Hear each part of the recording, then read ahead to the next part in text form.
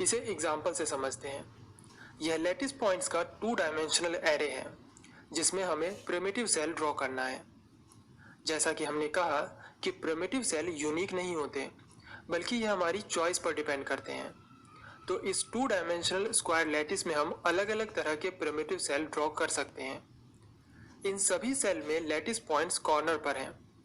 Corner lattice points का contribution 1/4 होगा, तो 4 लैटिस पॉइंट्स का टोटल कंट्रीब्यूशन 1 है। सभी प्रिमिटिव सेल का एरिया भी सेम है। इनमें से किसी भी सेल को साइड बाय साइड ड्रॉ करें तो इनमें ना कोई ओवरलैपिंग हो रही है और ना ही इनके बीच कोई वैकेंट स्पेस है, इसलिए तीनों ही इस लैटिस के प्रिमिटिव सेल कहलाएंगे। नाउ एक और एग्जांपल लेते हैं। यह भी एक 2 डायमेंशनल लैटिस पॉइंट्स का एरे है, लेकिन इस बार इनका अरेंजमेंट स्क्वायर पैटर्न में नहीं है। सबसे पहले इस लैटिस में कुछ सेल ड्रॉ करते हैं: blue square, parallelogram, green square और ट्राइंगल। हमें आइडेंटिफाई करना है कि इनमें से कौन सा सेल इस लैटिस का प्रिमिटिव सेल हो सकता है। ग्रीन स्क्वायर में number of lattice points more than 1 है, क्योंकि इसमें लैटिस पॉइंट्स कॉर्नर के अलावा सेंटर पर भी हैं। तो लैटिस पॉइंट्स का टोटल कंट्रीब्यूशन 2 होगा, इसलिए यह प्रिमिटिव सेल नहीं कहलाएगा। ब्लू स्क्वायर और पैरेललोग्राम को कंपेयर करें तो दोनों के एरिया में डिफरेंस है। पैरेललोग्राम का एरिया स्क्वायर से ज़्यादा है, एंड एज वी नो कि प्रिमिटिव सेल का एरिया या वॉल्यूम मिनिमम होना चाहिए, इसलिए पैरेललोग्राम प्रिमिटिव सेल नहीं हो सकता। अब बचा ट्राइंगल। इसमें लैटिस पॉइंट्स भी कॉर्नर पर हैं, टोटल कंट्रीब्यूशन भी 1 है, इसका एरिया भी ब्लू स्क्वायर से कम है। लेकिन एक दिक्कत है, अगर हम इस ट्राइंगल को साइड बाय साइड अरेंज करें तो इनके बीच वैकेंट स्पेस रह रहा है, इसलिए यह एक प्रिमिटिव सेल नहीं हो सकता। इस लैटिस में ब्लू स्क्वायर एक प्रिमिटिव सेल है। एक और एग्जांपल लेते हैं। यह एक 2 डायमेंशनल डायटोमिक लैटिस है।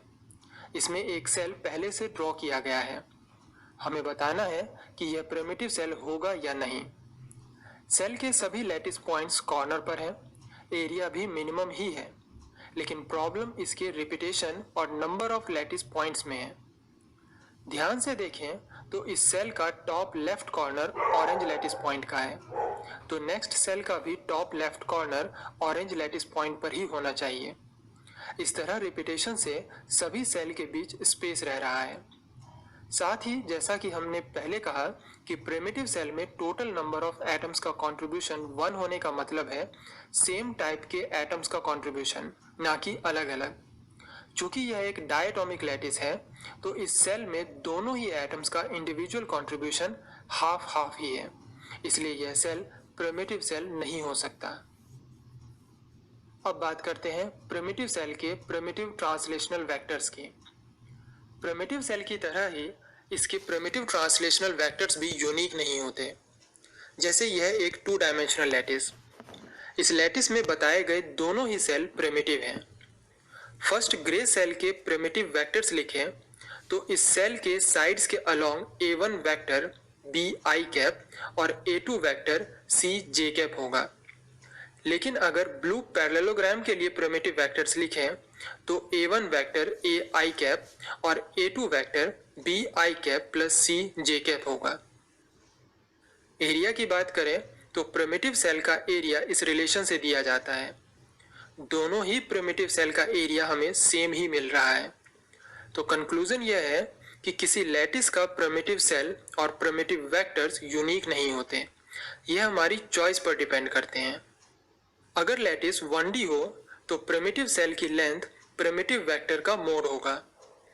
अगर लैटिस 2D हो तो एरिया दोनों वेक्टर के क्रॉस प्रोडक्ट का मोड होगा। लेकिन अगर लैटिस 3D हो तो प्रिमिटिव सेल का वॉल्यूम इस रिलेशन से दिया जाता है। इस तरह हमने जाना कि यूनिट सेल 2 टाइप के होते हैं, प्रिमिटिव और नॉन प्रिमिटिव। तो क्या किसी नॉन प्रिमिटिव यूनिट सेल को प्रिमिटिव नहीं किया जा सकता? किया जा सकता है। इस मेथड को विजनस-सेड्स मेथड कहते हैं। हमारे नेक्स्ट लेक्चर में हम विजनस-सेड्स सेल को डिटेल में स्टडी करेंगे।